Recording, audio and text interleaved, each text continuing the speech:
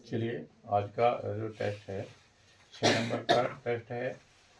हाँ, 5 नंबर का टेस्ट है, जिसके अंतर्गत दक्षिण चित्र शैली, भारतीय चित्र शैली और राजस्थानी शैली के साथ साथ और भी कई सारे टॉपिक कवर किए जाएंगे।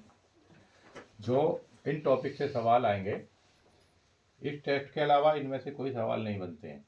ठीक है, बहुत बारीकी से टेस्ट बनाया हुआ है, इसीलिए अच्छे से इसे याद कर लीजिए। जो कल का टेस्ट था, कुछ बच्चों ने तो अच्छे से याद किया है, लेकिन कुछ बच्चों को पहला ही जो प्रश्न है उसी की भी जानकारी नहीं है। अभी इसके बाद थोड़ा सा उस पर फिर प्रकाश डाला जाएगा, फिर सुना जाएगा उसको। पहला प्रश्न है, चेस्टर बेरी पुस्तकालय डबलिन का सबसे सुंदर चित्र कौन सा है? मैना व स्त्री। फास्ट लिखेंगे, मैना व स्त्री। दक्षिण चित्र शैली का सबसे बड़ा कला पारखी शासक कौन था? कृष्णदेव राय। कृष्णदेव राय। पाल शैली के प्रमुख केंद्र कौन कौन से थे? इनमें से एक भी आ जाता है, लिखिएगा। बंगाल, बिहार, नेपाल,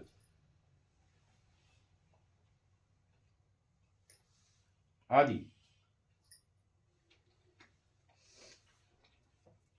जो बंगाल लिखा पहले नंबर पर आपने, इसमें जो बंगाल में जो पाल शैली थी वो 9वीं से 12वीं शताब्दी में विकसित हुई थी। 9वीं से 12वीं शताब्दी में विकसित हुई थी।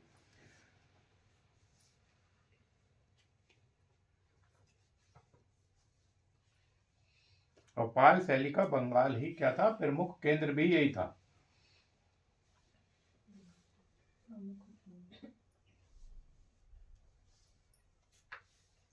अच्छा, यहाँ एक सवाल बनता है, पाल शैली किस धर्म से प्रेरित थी? हाँ, बौद्ध धर्म से ही थी सभी। आगे सवाल है, अच्छा, पाल शैली में पोथी चित्रण हुआ है। पोथी चित्रण। पोथी चित्रण बढ़ाने के पीछे कुछ कारण तो रहा होगा।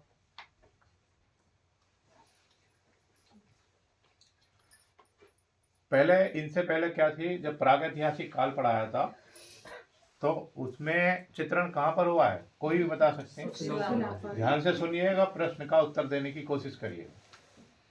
प्रागैतिहासिक काल जब शुरू में पढ़ाया गया था तो उसमें क्या था, जो चित्रण कार्य का जो बेस था, जहां पर चित्रण कार्य किया जाता था, वो कहां पर था? उसके बाद फिर हमने क्या पढ़ा? प्रागैतिहासिक काल के बाद फिर सिंधु घाटी सभ्यता पढ़ा। सिंधु घाटी सभ्यता में अभी आप ही ने बताया था कि उसमें कुछ मृदभांड मिले थे, है ना? तो उसमें चित्रण कहाँ हुआ था? उसके बाद हमने क्या पढ़ा? फिर गुफाएं पढ़ी। बौद्ध काल की जो गुफाएं थी, पहले अजंता पढ़ा। अजंता का चित्रण का जो बेस था, तल था, वो क्या था? हाँ, भित्ति चित्रण हुआ है गुफाओं की छतों पर, दीवारों पर। तो जैसे जैसे समय बीतता गया, आगे बढ़ते गए, विकास होता चला गया, तो चित्रण का तल भी क्या था? चेंज होता गया। अब और विकास तो हुआ होगा। अब विकास हुआ, अब पाल शैली आ गई। अब इसमें लिखा हुआ पोथी चित्रण बने हैं। पोथी चित्रण का मतलब क्या है? कागज भी आ गया होगा प्रचलन में। जो पोथियां बनती थी, उसमें जो वृक्ष थे, वृक्ष की पत्तियों को काट करके उनको एक विशेष प्रकार का घोल था, एलोवेरा जेल के टाइप में, उसमें डाल करके हल्का सा उनको गर्म किया जाता था, मतलब उबाला जाता था। तो पत्ती कैसी होती है? ग्रीन कलर की होती है, हरे कलर की। अब उसमें जब डाल कर उबाल देंगे किसी चीज को, तो कैसा हो जाएगा? उसका रंग हट जाएगा। और कैसा हो जाएगा? मतलब वो हल्के से सफेदपन पे आ जाएगा। अब सफेदपन पे आने के बाद जो उन पत्तियों का जो अलग जो बेकार भाग था, उसको काट दिया जाता था। काटने के बाद उसको 2 तख्तों के बीच में लगाकर प्रेस किया जाता था। उसके बाद क्या था? वो प्लेन हो जाते थे। या इस तरीके की कोई एक, जैसे ये है लोहे की कोई छड़ ले जाती थी, और ये पत्ती है, उस पत्ती को इस तरीके से यहाँ पर लगा करके उसको आगे पीछे खींचा जाता था, इस तरीके से दोनों हाथों से। ठीक है, तो वो क्या था, वो एकदम से सीधी हो जाती थी पत्ती। उसके बाद फिर उस पर लेखन का कार्य किया जाता था। लेखन का कार्य करने के लिए जैसे मान लीजिए उस पर एक सलाखा होती थी, ये तो क्या है, कलम है। एक सलाखा होती थी, सलाखा का क्या कार्य है, उसमें कलर नहीं होता। वो किसी भी, जैसे ये पत्ती है, पत्ती के ऊपर आप लिखेंगे तो लिख देगी वो, लेकिन वो क्या है, आपको दिखाई नहीं देगा, तो इसमें स्याही थोड़ी है। तो उस पर जब आपने लिख दिया किसी चीज पर रख करके, तो उस पर इम्प्रेस तो मतलब अपना साइन तो छोड़ेगा, चिन्ह छोड़ेगा ना वो। जब आप कागज को किसी के ऊपर रख करके लिखेंगे तो उसमें नीचे भी क्या होता है, छप जाता है। वो वैसा ही इस पर छप जाता था। छपने के बाद क्या होता, उस पर जो कलर है, कलर पेस्टल कलर भी हो सकते हैं। पेस्टल कलर से क्या है, उसके ऊपर कलर कर दिया जाता था। जैसे मान लिया घोल करके हल्का सा कॉटन में लगा करके, कपड़े में लगा करके उसके ऊपर कलर करेंगे। कलर करने के बाद क्या है, उसको फिर कपड़े से साफ कर दिया। साफ करने के बाद जो वो खांचे बने हैं उससे, सलाखा से, उसमें क्या था, कलर भर जाता था। भर जाता था, भरने के बाद क्या है, वो चमकीला हो गया, अब वो दिखाई दे रहा है। अब उसके बाद क्या काम था कि भाई ताकि ये खराब ना हो, खराब भी तो हो सकते हैं, दीमक ना लगे इनमें, या कोई कीड़ा ऐसे खराब ना हो जाए, ताकि लंबे समय तक चले। तो उसके लिए क्या था, टर्मरिक पाउडर, जो हल्दी होती है, हल्दी का घोल बनाया जाता था। घोल बना करके उसको भी कपड़े या कॉटन से उसके ऊपर एक लेप लगा दिया जाता था। एक तो उसका कलर चेंज हो जाता था थोड़ा सा, ठीक है। दूसरा, वो लंबे समय तक टिक सकता था। उसके बाद सुखा करके उनको एक दो तख्ती होती थी, लकड़ी की तख्ती, समझते हैं, दो तख्तियों के बीच ऊपर नीचे इस तरीके से रख करके, जैसे बीच में कागज रखे और उसके दबा करके, और बीच में इसमें क्या था, यहाँ पर एक छेद कर दिया जाता था, उसमें एक धागा बांध दिया जाता था। जब भी किसी को दोनों सिरों पर बांध करके सुरक्षित रख दिया जाता था। जब भी किसी को इस ग्रंथ की जरूरत पड़ती थी तो उसको आसानी से फिर वो देखा जा सकता था खोल करके। ये था क्या, पोथी चित्रण। पोथी चित्रण में क्या विशेष था, पोथी जो चित्रण था, जैसे मान लिया गुफाओं में चित्र थे, उसको एक स्थान से दूसरे स्थान पर ले जाया जा सकता था क्या, उसको नहीं ले जाया जा सकता था। या मृद भांड थे, बहुत सारे इकट्ठे हो गए मृद भांड, उनके ऊपर चित्रकारी की, उनको भी एक स्थान से दूसरे स्थान पर ले तो जा सकते थे, लेकिन क्या था, उसके लिए कठिनाई होती थी, टूटने का भी डर था, सही बोल रहे हैं आप रुस्तम, और भी कई कठिनाइयों का सामना करना पड़ता था। तो विकास करते गए, किसका विकास कर लिया, पोथियों का। पोथियां किससे बनाई उन्होंने, हाँ, ताड़पत्र से। सबसे अच्छा ताड़पत्र कौन सा है, श्रीताल। तो इस तरीके से ये पोथियां बनाई गई। पोथियों को क्या था, एक स्थान से दूसरे स्थान पर ले जाना बेहद आसान था। अब उसमें क्या था, जैसे मान लें किसी व्यक्ति को कथा करानी है, भगवान बुद्ध से संबंधित ही पोथी मिली है, उसमें इसके भगवान बुद्ध के ही चित्र हैं अधिकतर पोथियों में, या जैन धर्म से संबंधित हैं, तो उसको ले जाने लाने में आसानी होती थी। तो इनसे क्या था, सुविधा हो गई। कुछ व्यक्ति ऐसे थे, जैसे मान लें कथा करानी है किसी को, उसके फिर ऑर्डर भी मिलते थे उन चित्रकारों को कि भाई हमें एक कथा करानी है, भगवान बुद्ध से संबंधित कुछ कराना है, तो उसमें कुछ चित्र दे देते थे, उनसे संबंधित वो दोनों साइड में लिख देते थे। बीच में क्या था, चित्र था, दोनों साइड में लिखा हुआ था। वो बहुत बड़े नहीं होते थे। उन चित्रों को लघु चित्र की श्रेणी में भी रखा गया है। एक बार देख लेते हैं अगर है हमारे पास तो सबसे अच्छा ताड़पत्र है।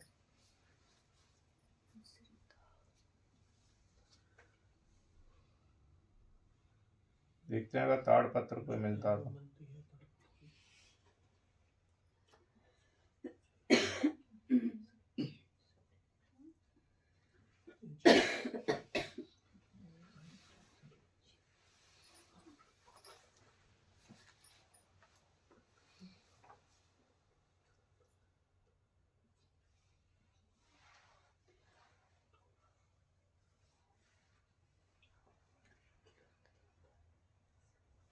चलिए, समझ गए होंगे ताड़पत्र किस तरीके से बनाया जाता था, उसमें उसका क्या प्रयोग था, उसकी खोज क्यों की गई। आगे लिखेंगे, अगला सवाल देखिएगा।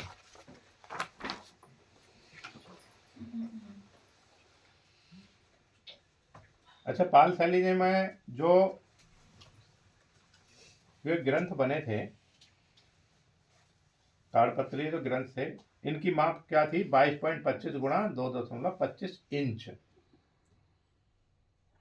सर जैसे ताड़पत्र आपने बताया पत्तों के बनते थे, तो 22 इंच का तो कोई पत्ता ही नहीं होता, लगभग 2 फीट का पत्ता कहाँ से लाएंगे? ऐसा नहीं होता कोई पत्ता। अभी अभी जाना, हमारा घर के बाहर ही है, ठीक। तो सर केला हर जगह ही थोड़ी ना मिलता। अरे मैं केला थोड़ी लग रहा घर के बाहर, देखा आपने कहीं केला हमारे घर के बाहर? मैं भी आपको बता देता हूँ, जैसे ही घर के बाहर जाएंगे गेट से, और सीधे हाथ पे एक पेड़ लगा हुआ पहले उसमें नीम का पेड़ है, और उसी पेड़ में एक और पौधा है, वो ताड़पत्र के ही काम आता था कभी समय में, आज भी है वो हमारे पास। और उसका जो पत्ता है लगभग 2 फीट तक का हो जाता है, और 2.5-3 फीट तक का भी हो जाता है। कई कई पत्ते ऐसे हैं उसके 3 फीट के भी हो जाते हैं। वो काफी बड़ा था वो, ठीक है। और वो इसी काम आता है, उसका कागज आज भी बन सकता है। अगर आज भी आप प्रयास करोगे उसको बनाने की, तो आप उसका आसानी से लिख सकते हैं इसी विधि से, अगर उसी पत्र को प्रयोग में लाओगे तो। वो तो ज्यादा दूर नहीं है, अभी देख सकते हैं, ज्यादा समय देख करके जाना। उसको चाइना पाम भी कहते हैं। हाँ हाँ, समझे?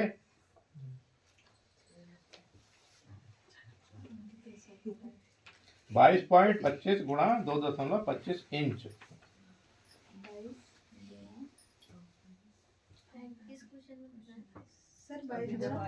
कहीं भी लिख लो सर। अच्छा है सर, ठीक है। पाल शैली के चित्र किस धर्म से संबंधित हैं? बौद्ध धर्म से संबंधित हैं। पाल शैली की और किन किन नामों से जाना जाता है? पूर्वी शैली व नाग शैली।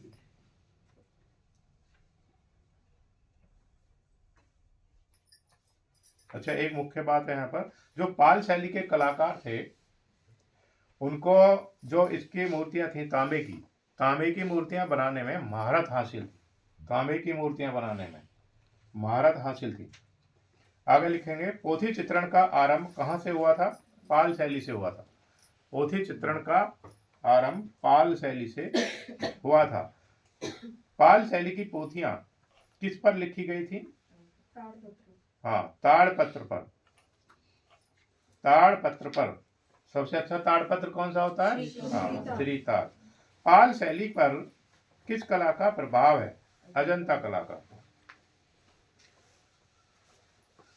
अपभ्रंश शैली के प्रारंभिक चित्र किस पर बने हैं? ताड़पत्रीय पोथियों पर बने हैं।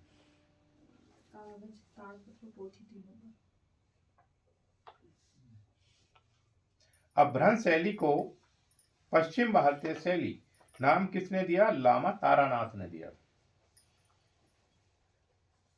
अपभ्रंश शैली के अधिकांश चित्र किस धर्म से संबंधित हैं? जैन धर्म से संबंधित हैं। पूर्व मध्यकाल की चित्रकला पर सर्वप्रथम किसने ध्यान आकृष्ट कराया था? डॉक्टर आनंद कुमार स्वामी ने कराया था। जैन धर्म ग्रंथ कल्पसूत्र में चित्रण विषय क्या है? हाँ, जैन मुनि। जैन मुनि है, यानी कि इसमें क्या है? 24 तीर्थंकरों के जीवन का वर्णन है। 24 तीर्थंकरों के जीवन का वर्णन है जैन मुनियों। सर्वप्रथम बेल बूटों का बनाना कब प्रारंभ हुआ? जैन शैली में।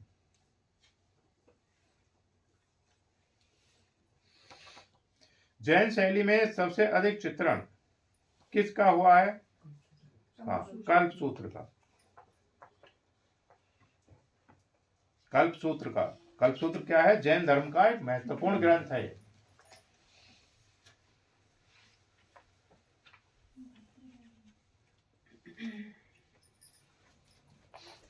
किस किस के चित्र बने हैं इसमें? जैन तीर्थंकरों के, पार्श्वनाथ के और महावीर के।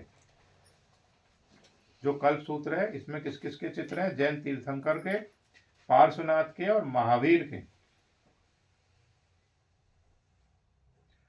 16 नंबर सवाल है, कागज पर चित्रण भारत में किस शताब्दी से प्रारंभ हुआ था?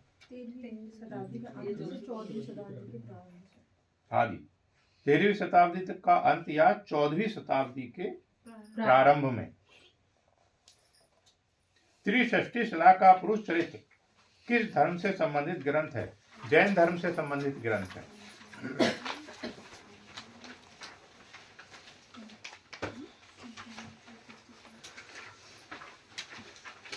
18 नंबर सवाल है, व्रत कथा मंजरी के लेखक कौन है? हेमेंद्र।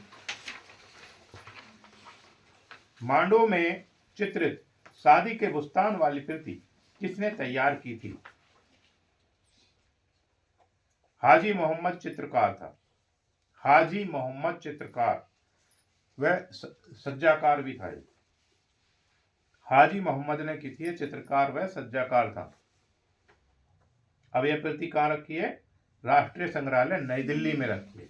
राष्ट्रीय संग्रहालय नई दिल्ली में। 20 नंबर सवाल है, सर्वप्रथम राजस्थान शब्द का प्रयोग 1829 में अपनी पुस्तक एनल्स एंड एंटीक्यूजिट ऑफ राजस्थान में किसने किया? कर्नल टांड ने किया। इंपॉर्टेंट सवाल है। आनंद कुमार स्वामी ने राजस्थानी चित्रकला को क्या कहा? राजपूत चित्रकला कहा। इंपॉर्टेंट सवाल है। अच्छा जी, राजस्थानी शैली का वैज्ञानिक विभाजन भी आनंद कुमार स्वामी ने ही किया था 1916 में। 1916 में। 22 नंबर सवाल है, कबीर, नानक, नामदेव, चैतन्य, जयसी, कुतुबन, अष्टछाप तथा बल्लभाचार्य की भक्ति धारा कहाँ की कला में देखने को मिलती है? राजस्थानी चित्रकला में देखने को मिलती है। श्रृंगधर मरु प्रदेश में किस राजा के राज कलाकार थे? राजा सील के। मंडन को चित्रकला व मूर्तिकला के साथ साथ और किसकी जानकारी थी? रंगों की जानकारी थी। राजस्थानी ग्रंथों के चित्रण को विशेष प्रोत्साहन किसने दिया? खतरगच्छ के मुनि थे जिनदत्त सूरी। खतरगच्छ के मुनि थे जिनदत्त सूरी। राजस्थानी शैली का प्रमुख विषय क्या है? राजस्थानी शैली का प्रमुख विषय क्या है? प्रेम। हाँ, प्रेम है।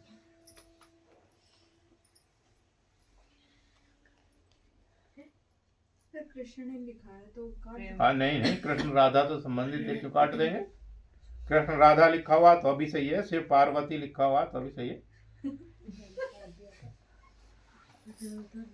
अच्छा, आप ही ने लिखा है ये? नहीं, मैंने नहीं लिखा। अच्छा। चेक कर रही ना। हाँ, तो कोई बात नहीं, देखते हैं कोई इससे संबंधित चित्र मिल जाएगा।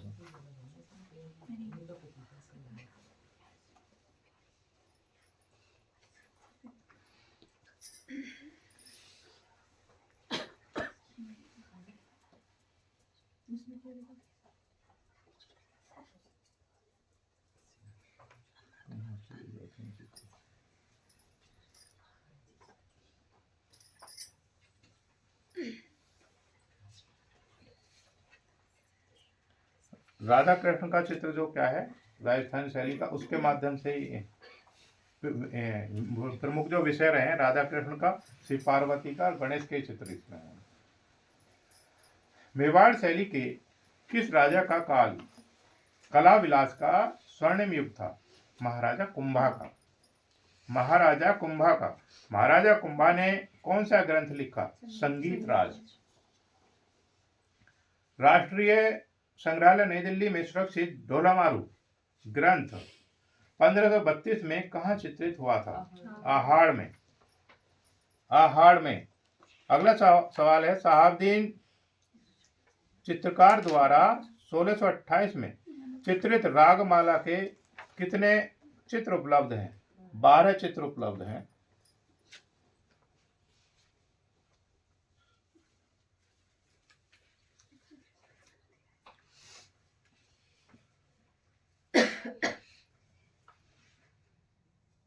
ढोलामारू चित्र।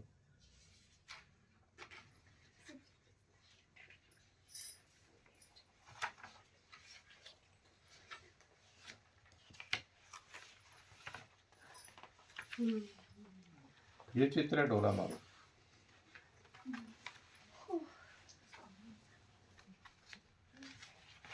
ठीक है, ये एक सीरीज है। ये ढोलामारू चित्र ही है, लेकिन ये सीरीज है पूरी। और भी एक चित्र दिखाते हैं जो अक्सर उसके बारे में कई सारे पूछे जाते हैं।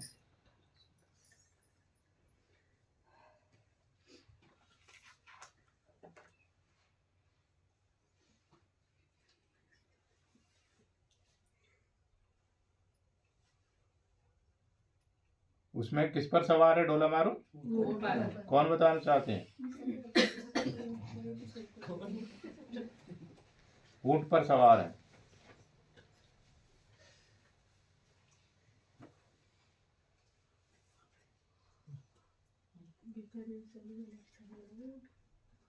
बीकानेर शैली का इस तरीके से ये संबंधित कुछ है। अभी ये कब का है? ये उसी का है, ढोलामारू की सीरीज का चित्र है। एक ढोलामारू सीरीज का चित्र भी है, सीधा ही है वो। उसमें राजा ने क्या है, फुलझड़ी हाथ में ले रखी है, और उस वाले फोन में है शायद वो मेरे में। अच्छा जी, और जो इसके साथ पीछे रानी बैठी है, रानी के हाथ में क्या है? तीर कमान है, तलवार नहीं है। ये कब का चित्र है, पहले इसके बारे में बता देता हूँ थोड़ा सा। ढोलामारू जो चित्र है,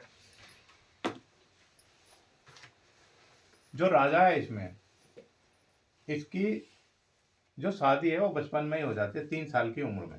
ध्यान से सुनिएगा, दोबारा मौका नहीं मिलेगा बताने का। 3 साल की उम्र में इसकी शादी हो जाती है, और धीरे धीरे ये बड़े हो जाते हैं और ये अपनी शादी को भूल जाते हैं। 3 साल की उम्र में याद नहीं रहता इनको, और इनकी जब बड़े होने की अवस्था में दूसरी शादी हो जाती है। जो शादी होकर के आती है रानी, उसको इसके बारे में जानकारी होती है, और वो कोशिश करती है कि किसी भी प्रकार से इसको पहली पत्नी की, जो शादी इनकी बाल विवाह हुआ था, जो बचपन में हुआ था, उसको उसकी जानकारी ना हो, उसके बारे में पता ना चले। तो जब भी वो रानी अपना कोई संदेश भेजती है राजा के पास, तो जो भी व्यक्ति उस संदेश को लेकर के आता है, और रानी उसी को मरवा देती है, उस तक उसका संदेश नहीं पहुंचने देती है। तो एक मारू रागनी करके कोई लेडीज थी, जो राग गाना जानती थी, राग मल्हार टाइप का वो गाना जानती थी। तो अब के उसने उसको भेजा, उसको कोई संदेश नहीं भेजा। उसने जब दरबार में आकर के अपना गाना गाया, अपने गाने में जब उसका नाम लिया उसने, तो राजा को उसके बारे में जानकारी हुई। राजा को जब जानकारी हो गई और अपनी स्मृतियां वापस आ गई उसकी, तो उसको लेने के लिए गया। लेकर के जब आ रहा था, तो रानी ने उसी में कोई ऐसा व्यक्ति भी भेदी डाल रखा था कि जो वो सारी जानकारी दे, और एक जगह रुकने पर जब भी वो विश्राम के लिए रुकेंगे तो उस समय उनका कत्ल करा देते। इसकी सूचना उसको थी, जो जिस रानी को लेकर के आ रहे थे। वो तेजी से गई और ऊंट के ऊपर सवार हो गई, और जो ऊंट था वो तेजी से दौड़ता था उनका। तो राजा से भी उन्होंने कहा कि जल्दी से आप आकर के ऊंट पर बैठ जाइए, नहीं तो अभी यहाँ पर कुछ ना कोई घटना हो जाएगी। तो तभी रानी के हाथ में क्या दिखा? तीर। वो उन जो पीछे व्यक्ति हैं, जो उनके पीछे पड़े हुए हैं, उनको वो मारने की कोशिश कर रही हैं। और जो राजा है, चूंकि वो खुशी मना रहे थे, तो उनके हाथ में क्या थी उस समय? वो उसको लेकर के उस पर ऊंट पर सवार हो गए थे। तो रानी के हाथ में क्या है? और जो राजा है उसके हाथ में क्या है? हाँ, तो उसी समय का चित्र है। आगे देखिएगा।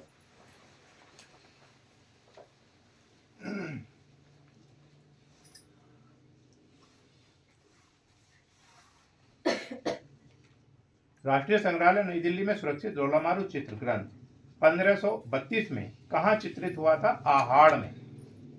साहबदीन, अच्छा, जितने भी चित्र है ना, उनके पीछे कुछ ना कुछ रहा है।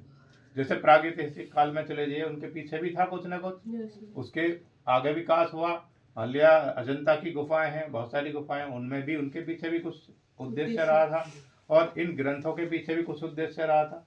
जब भी चित्रकला का विकास हुआ, वो मानव के विकास के साथ साथ ही रहा। जैसे ही मानव ने जन्म लिया, वैसे ही चित्रकला का भी जन्म हो गया था। तो तब भी साथ थे और आज भी साथ है। आज भी अगर हमें किसी के समक्ष अपने मन के भाव उकेरने हैं, बता नहीं सकते तो हम क्या है? चित्र चित्र के माध्यम से उसको बता सकते हैं। साहबदीन चितेरे द्वारा 1828 में चित्रित रागमाला के 33 वाला ये तो हो गया। अच्छा 12 चित्र।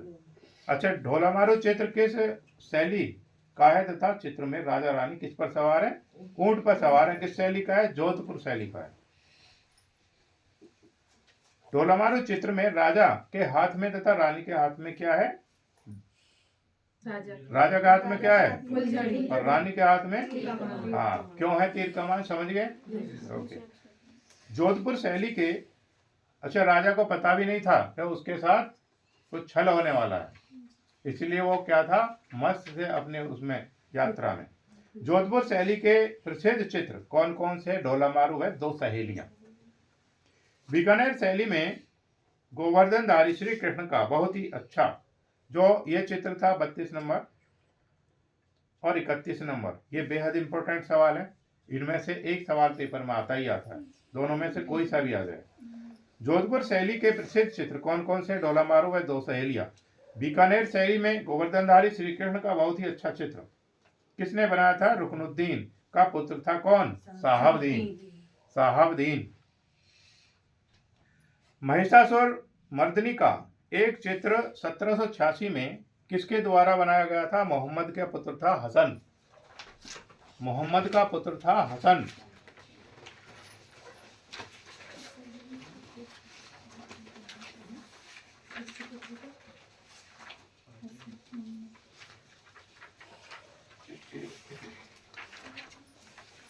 पहाड़ी चित्रकला में जो स्थान गुलेर कांगड़ा कलम का है वही स्थान राजस्थान में किस कलम का है? किशनगढ़ कलम का है।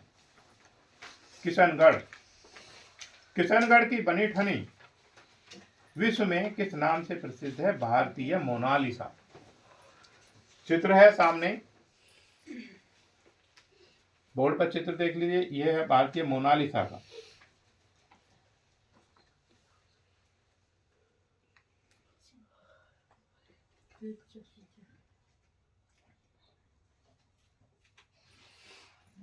कौन है ये? फनी ठनी को और किस नाम से जाना जा सकता है? हाँ, भारतीय मोनालिसा। और हाँ, और हाँ, रसिक बिहारी के नाम से भी जाना जा सकता है। अगला है, राज सिंह के पुत्र सावन सिंह किस उपनाम से प्रसिद्ध हुए? नागरी दास। बनी ठनी तथा नागरी दास कब तथा किस स्थान पर स्वर्गवासी हो गए? बनी ठनी 1763 में तथा नागरीदास 1764 में और वृंदावन में। नागरीदास के ग्रंथों की संख्या कितनी बताई जाती है तथा उनका संकलन किस नाम से प्रसिद्ध है? नागर समुच्चय के नाम से प्रसिद्ध है और 76 ग्रंथ हैं, कई जगह पर यह 75 भी है। नागरीदास के समय में किन चित्रकारों ने चित्रण कार्य किया था? अमरू और सूरजमल। किशनगढ़ चित्र शैली के हाशिए किस रंग से बने हैं? गुलाबी तथा हरे रंग से बने हैं। इंपॉर्टेंट है, जो 37 नंबर है वो बेहद इंपॉर्टेंट है, आना ही आना है पेपर में, मिलेगा ही मिलेगा। हाँ जी। निहाल चंद भी तो सही हो जाएगा इसमें। जी, निहाल चंद भी तो सही हो जाएगा किसका? नागीदास के समय में। नागरीदास के समय में किन चित्रकारों का चित्रण कार्य है? हाँ, है ना? नागरीदास भी, सावन सिंह भी कुछ चित्रकार ही था।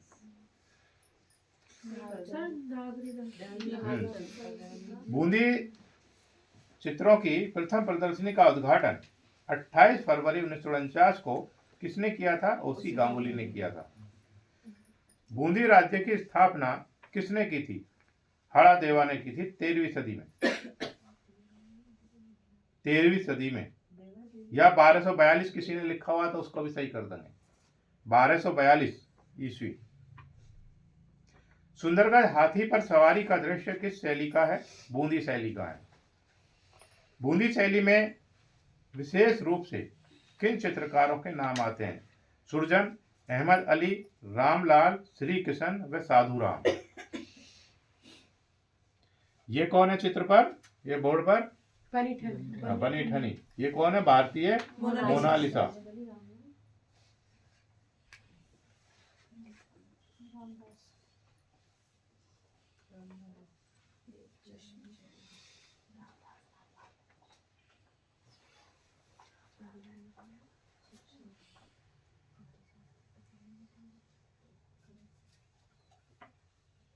और ये कौन है?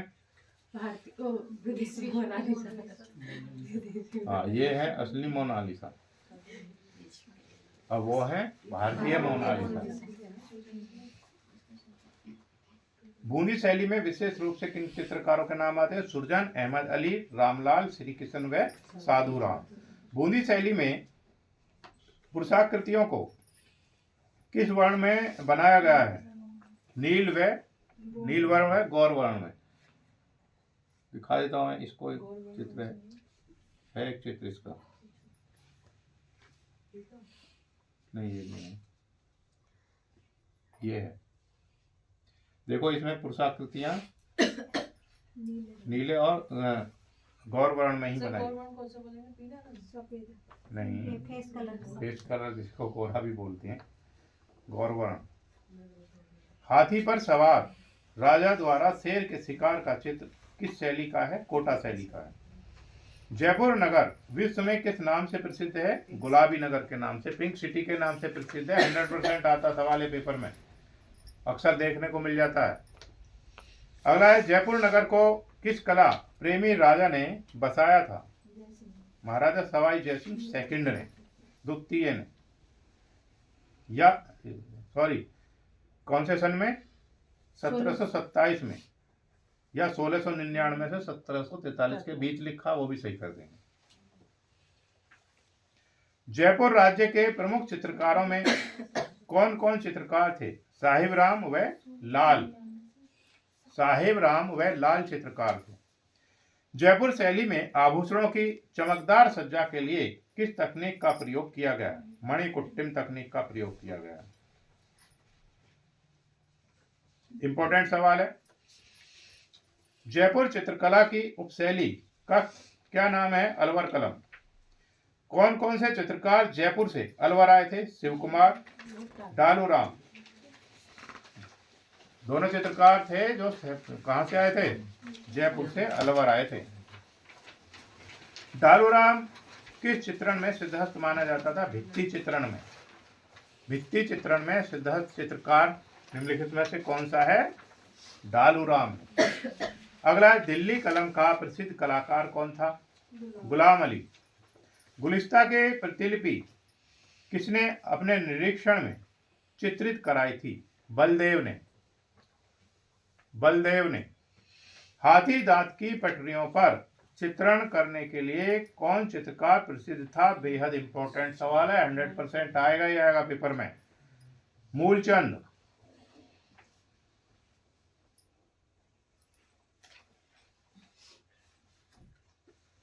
हाथी दांत की जो पटरियां बनी थी उनको विशेष महत्व कहां पर मिला था? अलवर में। अलवर में मिला था विशेष महत्व। हाँ जी। राजस्थानी शैली की खोज किसने की थी? डॉक्टर आनंद कुमार स्वामी ने। इंपॉर्टेंट सवाल है।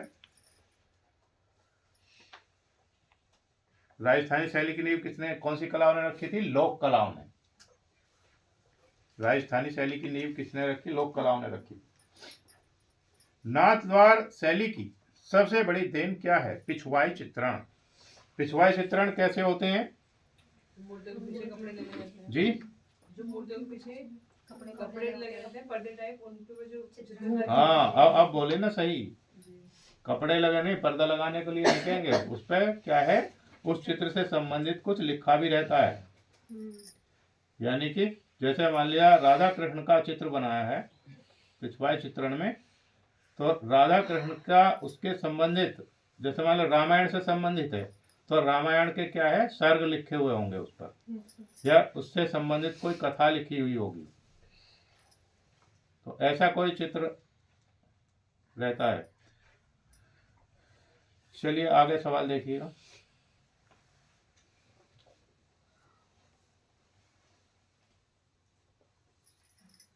किशनगढ़ चित्र शैली को उत्कृष्ट स्वरूप प्रदान करने का श्रेय कौन से 3 व्यक्तियों को जाता है?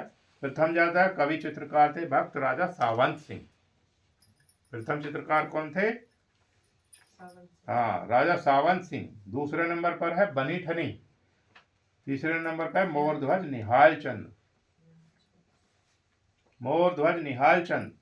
62 नंबर सवाल है, नागरीदास की कविताओं को आधार बनाकर बनीठनी के रूप सौंदर्य को चित्रित करने का श्रेय किसको है? निहाल चंद को है, निहाल चंद को। बनी ठनी किस शैली से संबंधित है? किशनगढ़ शैली से। इंपॉर्टेंट सवाल है।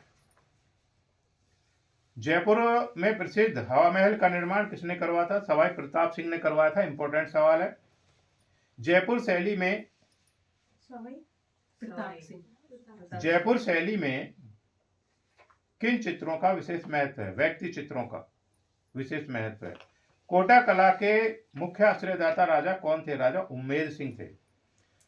छत्र महल का निर्माण बूंदी के किस राजा ने करवाया था? शत्रुसाल या छत्रसाल भी बोलते हैं। कोटा शैली के चित्रकारों को किसकी चित्रकारी करने में महारत हासिल थी?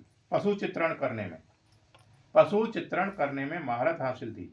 राजस्थानी शैली किस शैली का विकसित रूप रही? अपभ्रंश शैली, अपभ्रंश शैली का। मेवाड़ शैली में सबसे अधिक किस काव्य का चित्रण हुआ है? रसिक प्रिया व बिहारी सतसई, रसिक प्रिया व बिहारी सतसई। नाथद्वार शैली के चित्रों में किस देवता का चित्रण हुआ है? कृष्ण का हुआ है, कृष्ण का हुआ है। ढोलामारू का चित्रण किस शैली में अधिक हुआ है? जोधपुर शैली में अधिक हुआ है। इंपॉर्टेंट सवाल है। जयपुर नगर को गुलाबी रंग देकर उसे नए परिवेश में विकसित करने वाले कौन थे? महाराजा राम सिंह थे। इंपॉर्टेंट सवाल है, महाराजा राम सिंह थे। 74 नंबर सवाल है। सिसोदिया रानी के महल, गलता जी के मंदिर तथा चंद्र महल की दीवारों को चित्रित करने वाले शासक कौन थे? सवाई माधो सिंह प्रथम, सवाई माधो सिंह प्रथम। देवगढ़ के महलों अजारा की ओबरी व मोती महल में भित्ति चित्रण करने वाला चित्रकार कौन था? चित्रकार चोखा था। हाँ, चित्रकार चोखा। सुरजन नामक चित्रकार किस शैली का प्रमुख कलाकार था? बूंदी शैली का, बूंदी शैली का। राजस्थानी जयपुर शैली के भित्ति चित्र किस विधि से बनाए जाते हैं? Fresco buono, fresco buono. क्या है फ्रेस्को ब्यूनो? आप बताइए। सर फ्रेस्को भी है, उसे गीली मिट्टी पर, गीली मिट्टी दीवार पर गीली मिट्टी लगा के रंग से बनाया जाता था। गीली मिट्टी को फ्रेस्को भी लोग बोलते हैं। सही बता रहे हैं जी। और कोई बताना चाहते हैं? गीली मिट्टी पर चित्रण किया जाता था फ्रेस्को में। ठीक है। बलवंत सिंह ने दुर्गा सप्तशती के चित्र बनाने के लिए किस कलाकार को जयपुर से अलवर बुलाया था? डालूराम को। ऊंट की खाल पर चित्रण किस राजस्थानी शैली की विशेषता है? बीकानेर शैली की, बीकानेर शैली की।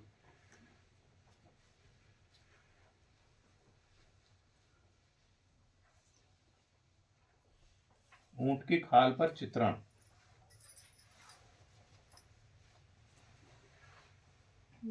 ये है।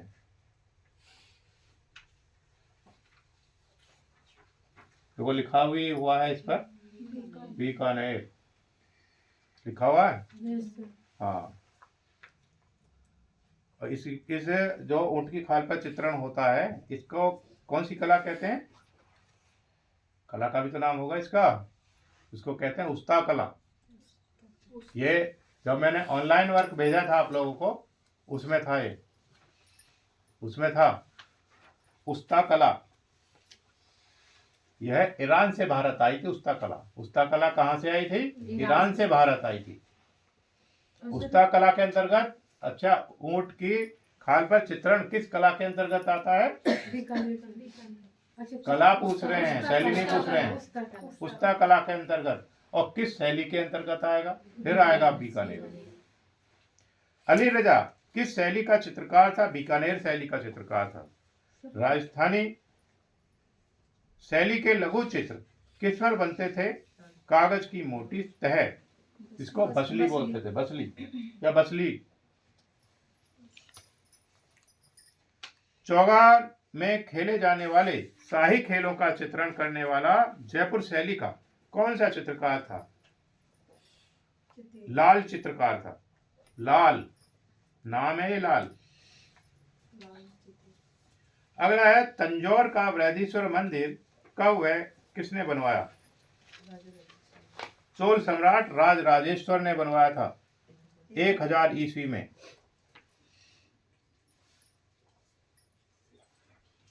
1000 ईस्वी में। अगर किसी ने लिखा 1000 से लेकर के 1010 ईस्वी के बीच तो भी उसका सही कर देंगे। 7 वर्ष लगे थे इसे बनाने में, और यह ग्रेनाइट का बना हुआ है। ग्रेनाइट पत्थर का बना हुआ है। ग्रेनाइट पत्थर का बना हुआ है ये।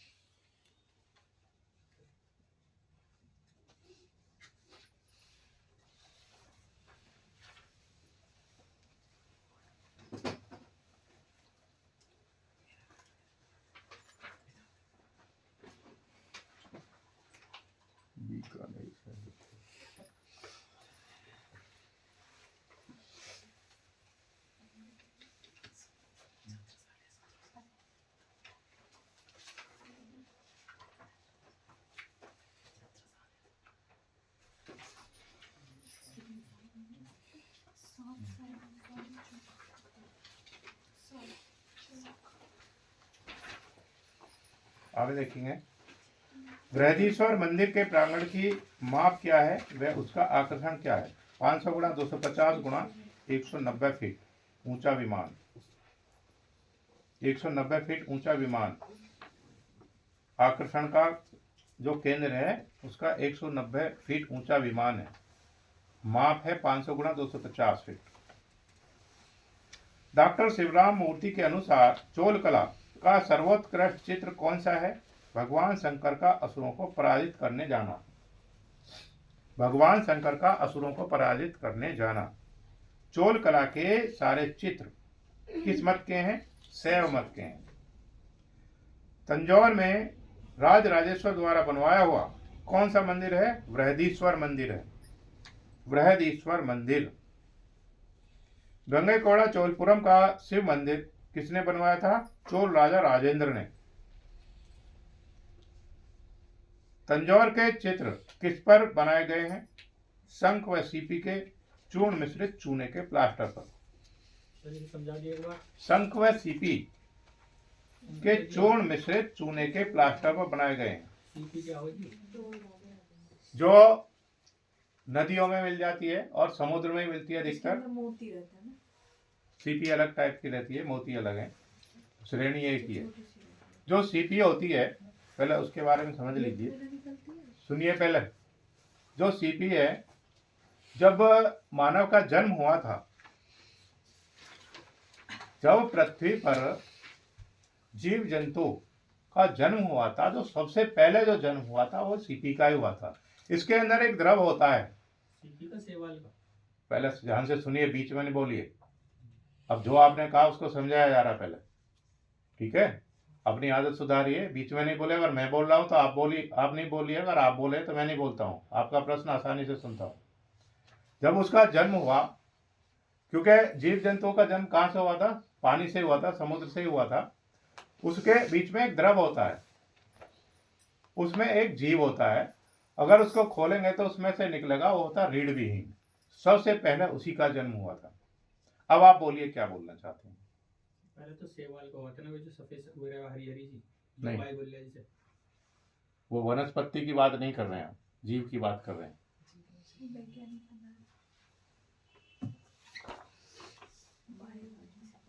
आगे देखेंगे,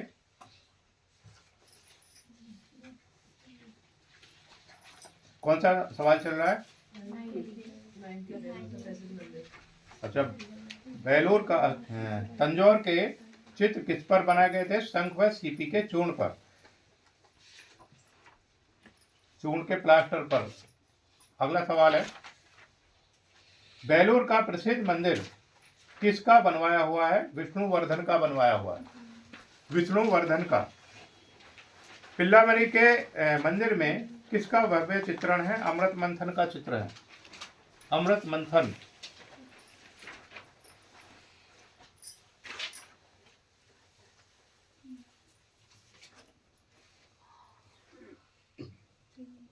अमृत मंथन का चित्र है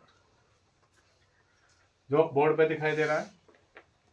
अमृत मंथन के लिए जो इसमें सर्प दिखाई दे रहा है, उस सर्प का क्या नाम है? वासुकी, जिसने अपना शरीर दान किया था, रस्सी के बदले अपना शरीर दान कर दिया था अमृत मंथन के लिए। अगला 92 नंबर सवाल है, पाल राजवंश की स्थापना किसने की थी? गोपाल ने की थी। धर्मपाल का पुत्र देवपाल कौन कौन सी कला का महान उन्नायक सिद्ध हुआ था? मूर्ति, वास्तु व चित्रकला का। सारनाथ में कई चैत्य, मूल गंधकुटी व धर्मराजी का स्तूप किसने बनवाया था? महीपाल ने बनवाया था। पाल वंश का अंतिम शक्तिशाली शासक कौन था? रामपाल था। प्रसिद्ध कला समीक्षक हेलम रूबिन्सो पाल चित्र शैली को कौन सी शैली कहते हैं? विहार शैली कहते हैं। 16वीं सदी के इतिहासकार लामा तारानाथ ने पाल शैली को क्या कहा? पूर्वी शैली कहा। पूर्वी शैली का कार्य वारेंद्र उत्तरी बंगाल में धर्मपाल व देवपाल के शासन में कौन कौन से चित्रकारों ने किया?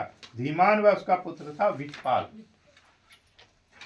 पंचरक्षा कैम्ब्रिज विश्वविद्यालय के पुस्तकालय वाली कृति किस राजा के समय चित्रित हुई थी?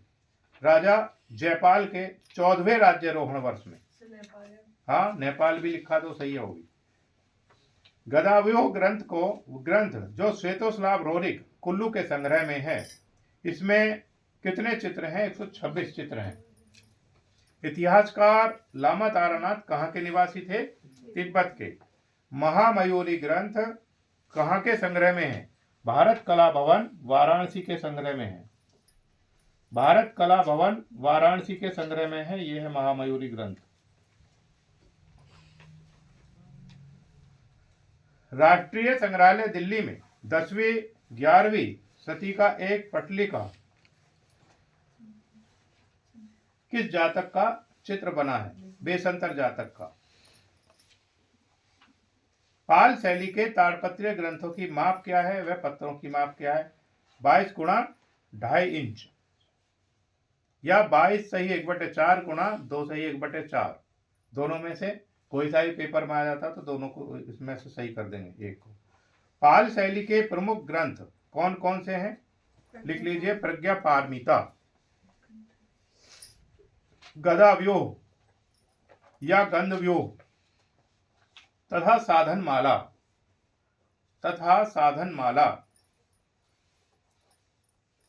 जैन तीर्थंकरों की प्रतिमाओं में किससे बनी हुई आंखें ऊपर से जड़ी जाती थी? शीशे व सोने से बनी हुई आंखें।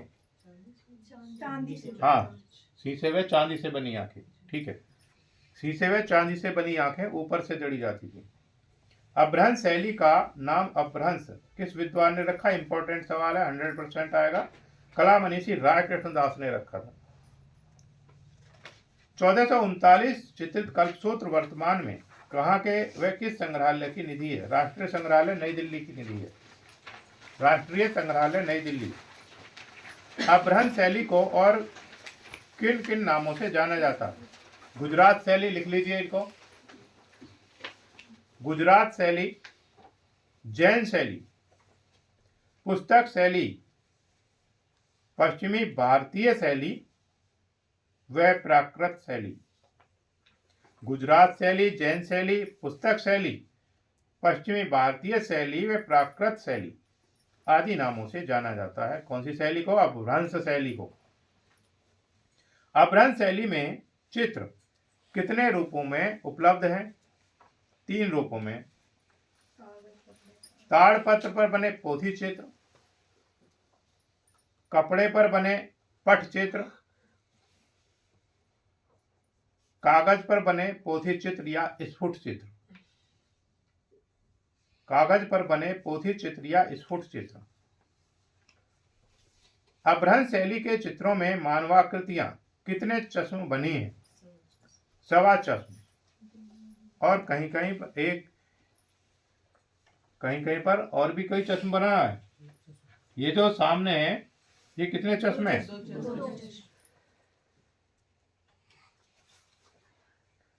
2 सवा चश्म बने हैं। कौन सी शैली में? अपभ्रंश शैली में। भारत में कागज पर चित्रण सर्वप्रथम किस शैली में किया गया? बेहद इंपॉर्टेंट सवाल है, 100% सवाल आएगा। अपभ्रंश शैली में। एलिफेंटा को और किस नाम से जाना जाता है? धारा नगरी या धारापुरी या धारापुरीची या पुरी या पुरी का टेम्पल केव्स आदि। धारापुरी, धारापुरीची लेनी इसी को कहते हैं गुफा कोई। पुरी या पुरी का टेम्पल केव्स। केव्स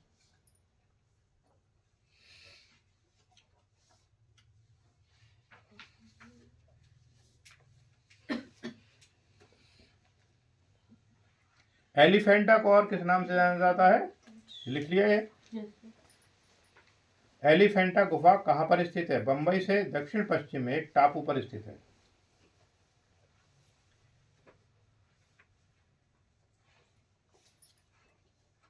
धारा नगरी का नाम एलिफेंटा किसने रखा तथा क्यों रखा? हाँ, पुर्तगालियों ने रखा था, क्योंकि यहाँ पे बहुत बड़े पत्थर की हाथी की मूर्ति है। सामने देख सकते हैं बोर्ड पर।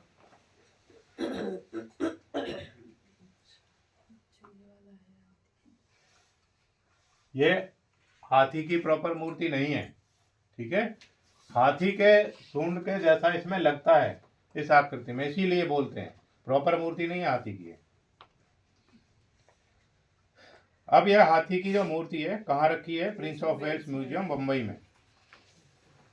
इसको और भी किसी नाम से जानते हैं? प्रिंस ऑफ वेल्स हो विक्टोरिया गार्डन संग्रहालय बंबई।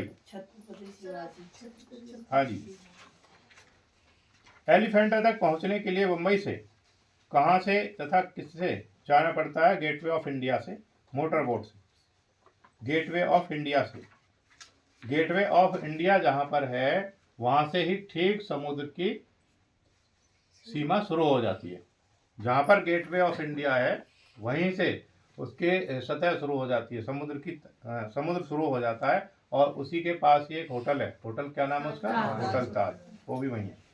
गेटवे ऑफ इंडिया में एलिफेंटा तक लगभग कितने घंटे का सफर है? 2 घंटे का। एलिफेंटा की सर्वश्रेष्ठ मूर्ति कौन सी है? त्रिमूर्ति। एलिफेंटा की सबसे प्रसिद्ध मूर्ति त्रिमूर्ति ये वाली है, देख सकते हैं। एलिफेंटा की त्रिमूर्ति का माप क्या है तथा इसमें क्या दिखाया गया है? 24 फीट चौड़ी और 17 फीट ऊंची है। भगवान शंकर के 3 रूप दिखाए गए हैं। भगवान शंकर के 3 रूप दिखाए गए हैं। एलिफेंटा में कितनी मूर्तियां हैं तथा इसमें इसके रूपों को व्यक्त करती हैं? 9 मूर्तियां भगवान शंकर के विभिन्न रूपों को व्यक्त करती हैं। एलिफेंटा में दूसरी व तीसरी मूर्ति किसकी है? दूसरी है पंचमुख परमेश्वर की, तीसरी है भगवान शंकर की अर्धनारीश्वर की प्रतिमा है। भगवान शंकर की अर्धनारीश्वर की प्रतिमा है, यह है प्रतिमा अर्धनारीश्वर की। एलिफेंटा की गुफाएं समुद्र तट से कितने मील दूर हैं? 6 मील दूर हैं। अगर किसी ने 9.600 मीटर लिखा है तो उसका भी सही कर देंगे, 9.600 किलोमीटर। एलिफेंटा के गुफा मंदिर कितने फुट वर्गाकार में है? 130 फीट वर्गाकार में है। अजंता जैसी कला कृतियों का दूसरा केंद्र कौन सा है? खौतान है। खौतान